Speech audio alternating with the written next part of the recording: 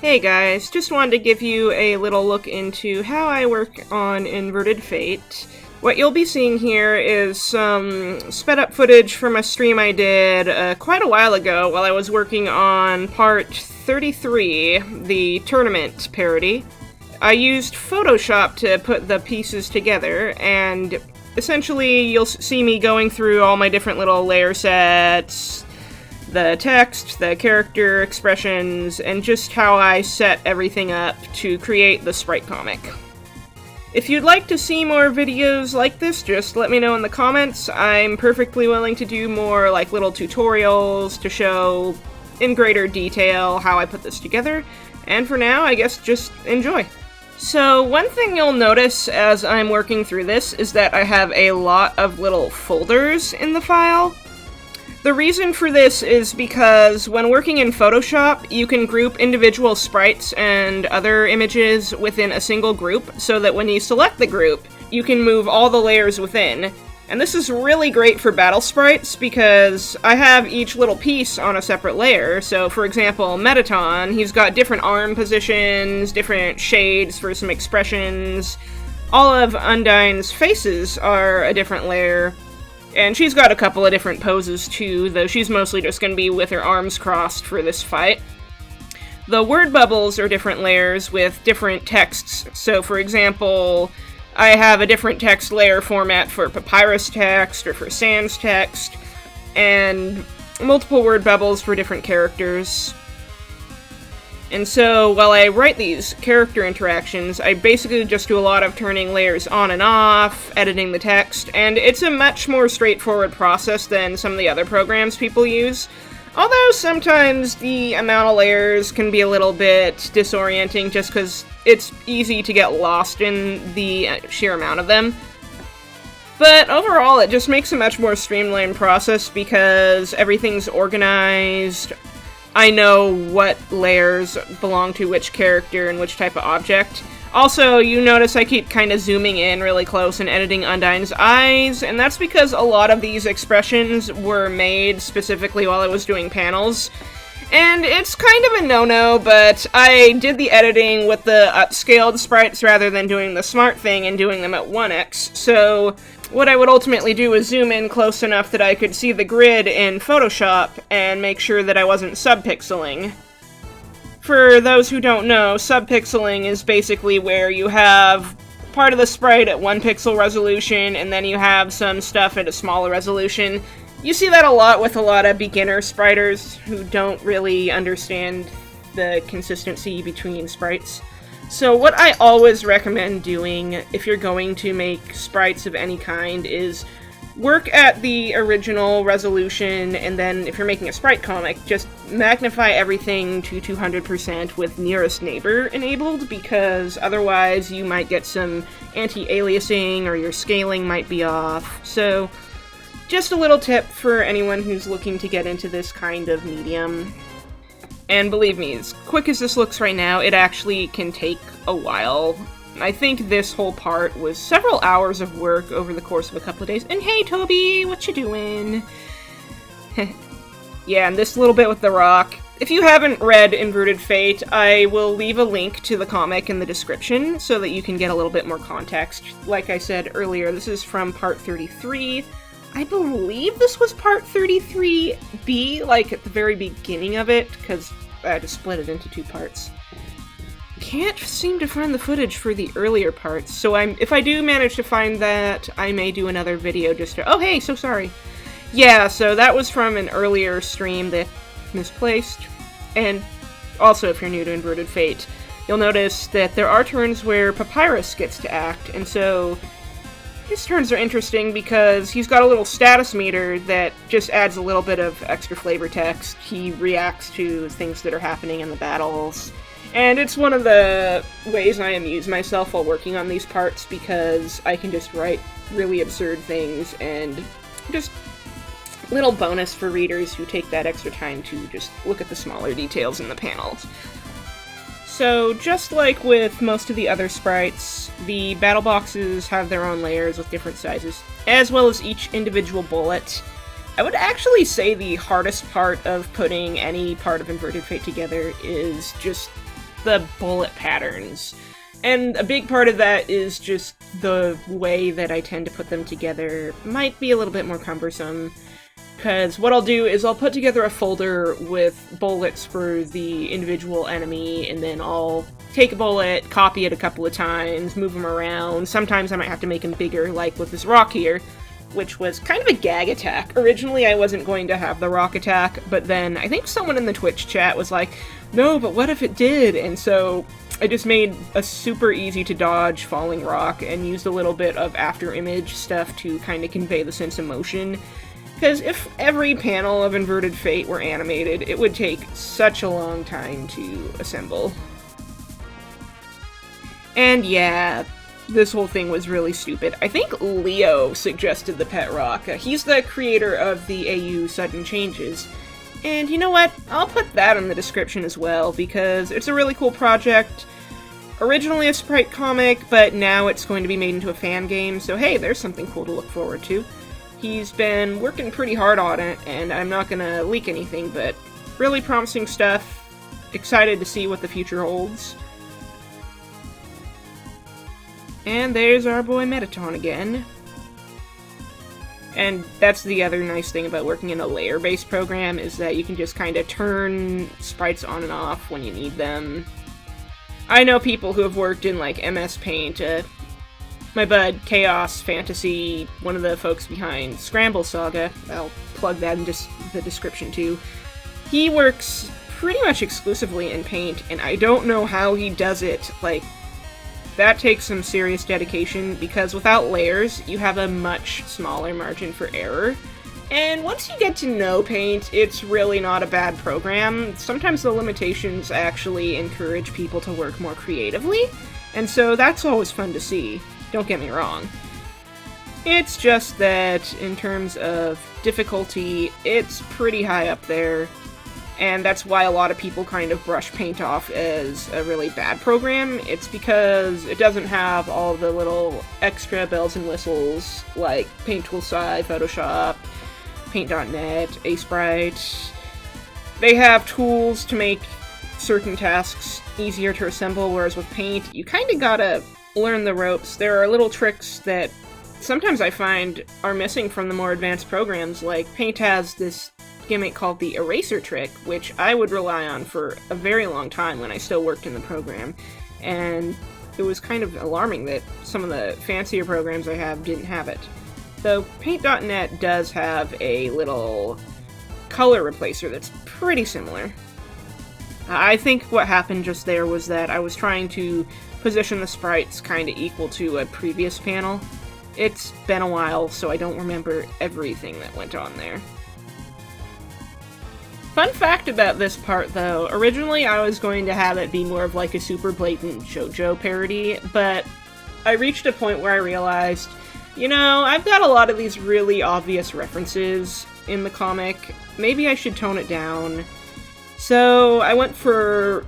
There's still a JoJo-related gag you'll see a little bit later into this, but I just wanted something a bit more subtle, especially since this was coming hot off the heels of a really blatant Sailor Moon parody, which was a ton of fun, but there were some people who were just getting a little concerned about the level of references within the comic, and I kinda agree, though I definitely don't regret doing them because they were fun to do and most people seem to enjoy them. And the trial was excellently received. If you haven't watched that yet, I might just leave a little link at the end of the video description as well, because links everywhere!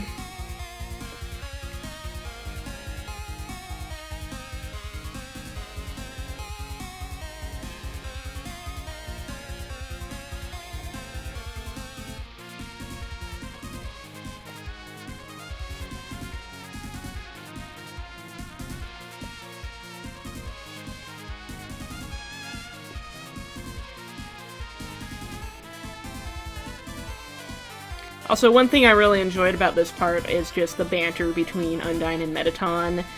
They're not really characters you see interacting a lot in fan works, and I mean, they never directly interact in the game, but that's one of the most enjoyable parts of putting this comic together, is getting to play with character dynamics that you don't really see in Undertale proper, just kind of flesh them out a little bit.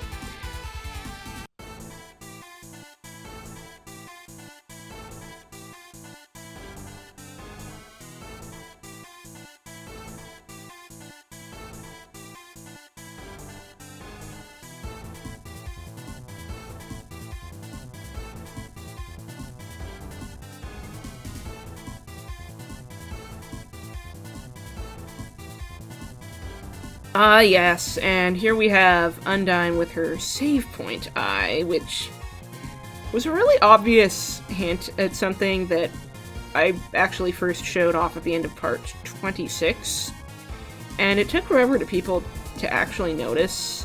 I think sometimes my little hints are a bit too small. Ah, yes, and this drill attack, obviously with the shades, Metaton's design was loosely inspired by Kamina from Gurren Lagann. And so it just seemed appropriate to give him at least one attack as kind of a shout out to that. And this attack, basically, the drills shoot across the box and you gotta dodge between the gaps in the drills. And then we got some Undyne attacks because it's a 2-enemy fight. And then she turns them green, which then requires the familiar spear blocking mode. Now these purple spears were a unique gimmick for Inverted Fate where they essentially rotate and then stop in a random direction. The fire spears have a gimmick that's kind of like the yellow spears in Undertale, except basically you block them, then they ricochet off and strike again, so they kind of have to be blocked twice. Green mode attacks are some of the most frustrating ones to figure out because I don't have the benefit of real-time action. I have to kind of gauge it based on still images. Thankfully, for the Undyne fight at the end of the core, we have a full animation plan, so that's pretty sweet.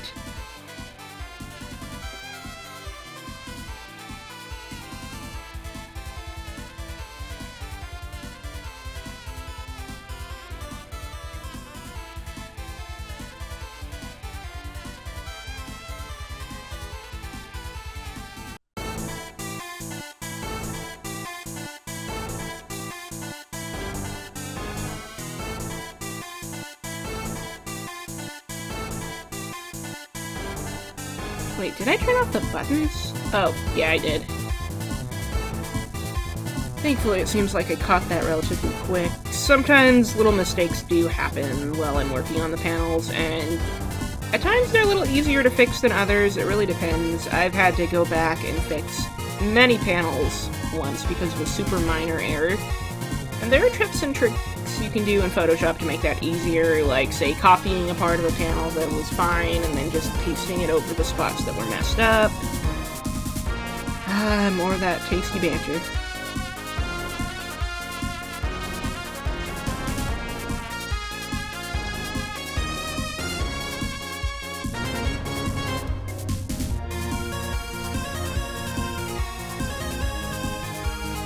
Actually, I believe a lot of Metaton's different poses and expressions were made specifically for this part, as well as the really stupid anime wig he's wearing. Some people thought it was based on Knuckle Joe from Kirby, but honestly, I was just going for a kind of generic shonen anime thing, loosely inspired by Star Platinum, if any direct reference.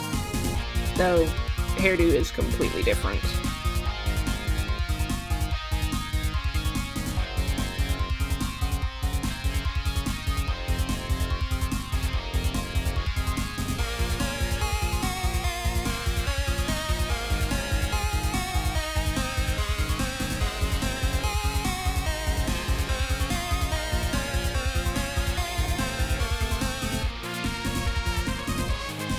Yeah, gosh, this whole fight was just really over-the-top silly, which I certainly don't mind.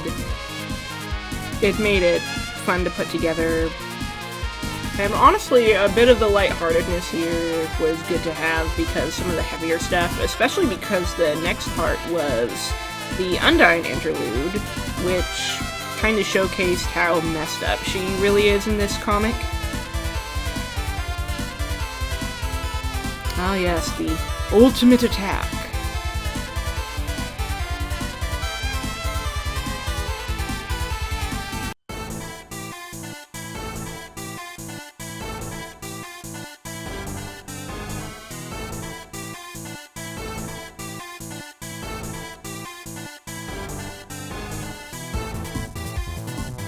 I like how they kind of goaded Undyne into basically not doing anything for a turn by just kind of using a little bit of reverse psychology and talking things up. Little callback to her hangout in the original game.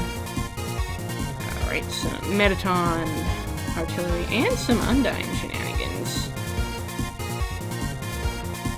Maybe one of these days I can, like, maybe poke someone to make a playable version of this fight, though that might be tricky because we're doing a playable version of Sans' fight from parts 12 and 13, but the reason why it's taken so long, besides just life and other projects, is that the very nature of Inverted Fate with Papyrus's involvement means that we have to put a lot of alternative states into the fight. It's a lot less straightforward than a lot of the Undertale fights where, like Papyrus in the original game, you would just spare after doing a couple of acts or fight if you are a terrible person and want to kill him. I'm just kidding, by the way.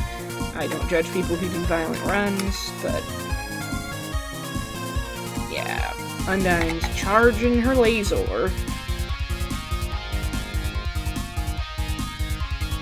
And yeah, shoot, I should actually put the BGM here to the barking music. I think we'll do that.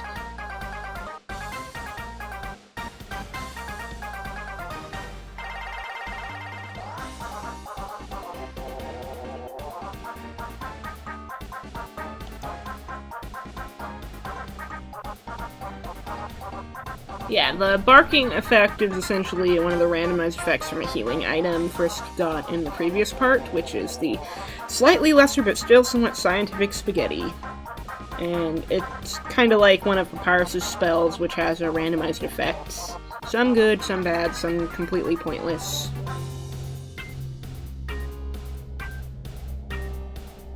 Now, I think we're coming up on a part that was completely improvised in chat, so that'll be interesting. Though right now we have Undyne just being super duper uncomfortable. Yeah, when it's all sped up like this, the bullet placement looks a lot quicker than it really is, because sometimes I will kind of stall just trying to figure out how I want an attack to look. I think the quickest fights I turned out were, gosh, I want to say the Asgore fights, because those were pretty short, and I spent an entire day until like 4 in the morning working on the Alphys fight, way back in part 25. We're actually on part 43 at the time of posting this video. I've completed up to part 46, and after that I'm gonna have to jump ahead to part 48, because the next part after Metaton's Spiral is the Undyne animation, and that's actually gonna take us a while, so we're gonna have to take a little hiatus after the 28th of December. But I'm thinking of ways to kind of fill in the gap, so I'll post about it, probably on the blog, probably on my Twitter. Okay, I guess I'll add that to the pile of links. So many links, you guys!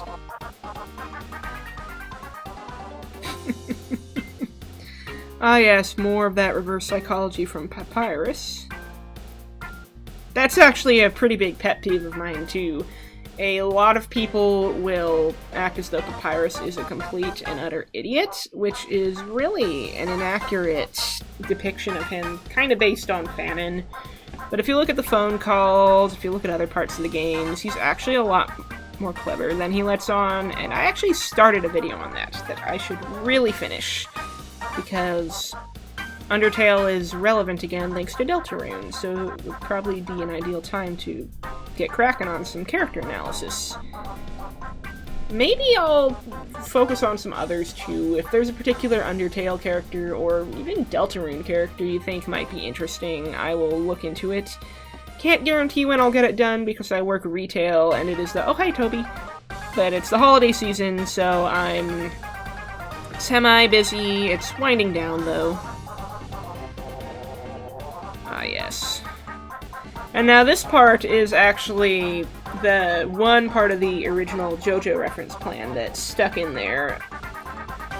I will wait till the video advances to that point before I actually talk about it, but— ah yeah, here we go. So, this is the part that was improvised in chat too, because originally it was just going to be a still panel, but then someone was like, hey, you should make this a GIF! So I went ahead, I took my Toby sprites, and sometimes I do GIFs, usually Sparks or Mildred do, but Photoshop has some decent animation tools. Not great, they can be a little bit tedious to work with, but ultimately... Oh yeah, I think originally I was planning to have the dog kind of thrown in from an angle until we decided to have him shoot up from the bottom instead. So we have the dog kind of coming up. I make a different frame for each part of the animation, and I tested it a couple of times. And then last minute decided to have Undyne's face change as the dog hit her. And this is actually the second time in this tournament that Frisk has thrown something at her, because my Frisk is... They try to be a good person, but they're also incredibly sassy, and they can hold a mean grudge. And Undyne not only is trying to kill them, but because of her obsession, she's kind of dragged Papyrus into it, and so Frisk really doesn't like her.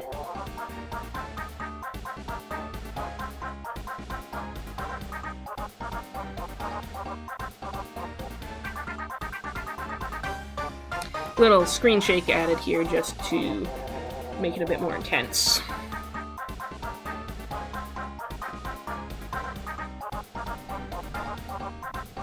And sometimes fine-tuning an animation can be a little tricky.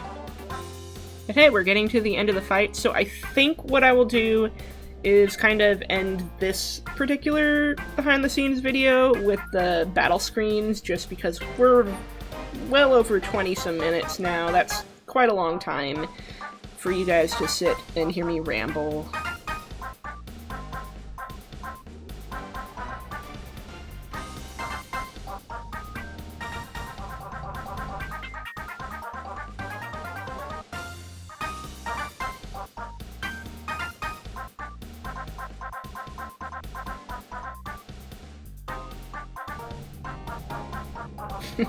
And then they slide off, and Toby's back in his little dog shrine.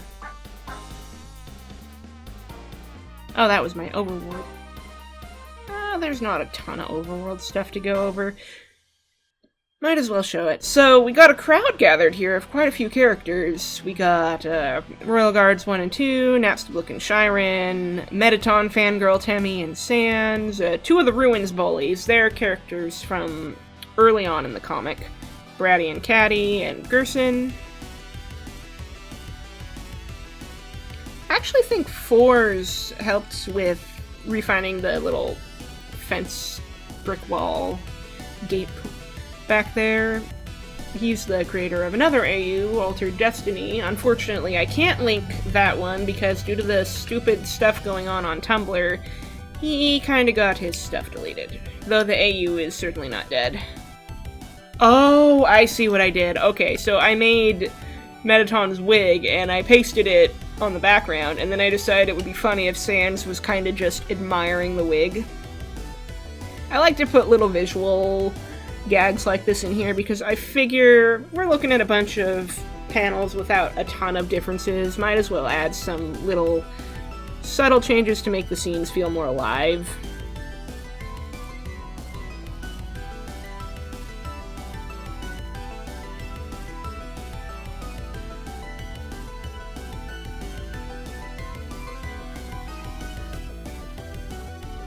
And Sans is not happy because he also is kind of irritated with Undyne for semi-spoilery reasons. It looks funny with Undyne's talk sprite still on there, but there we go. Sans actually having his talk sprite up there. And the look on her face, though. Gosh, it's been so long. It's just funny to watch this editing in real time. Making some expressions on the fly, while Frisk and Papyrus just kind of give each other a sort of look. While there's arguing's going on, it's kind of convenient for them.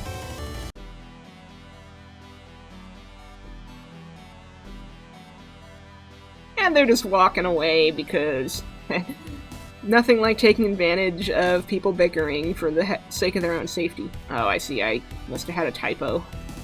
Someone in chat probably pointed that out.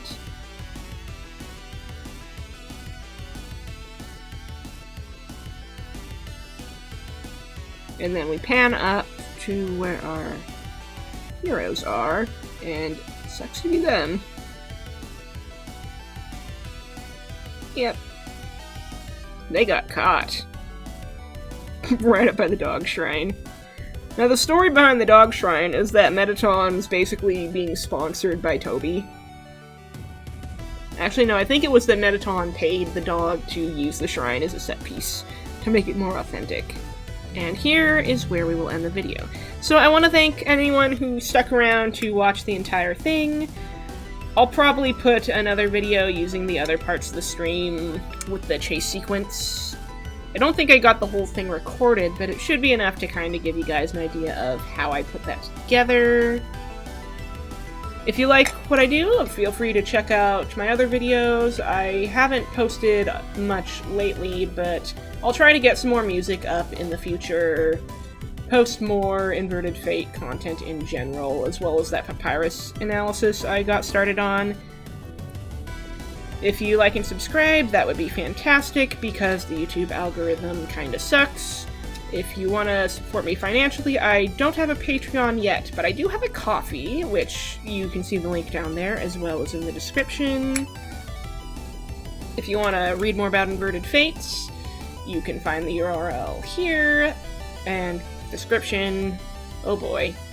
And we have some videos on our sister channel, Fireglow Productions, which I'll put a little link here. And that includes the trial, as well as a few early animations of the Ruins arc. And with that out of the way, thanks for watching, and have a great day.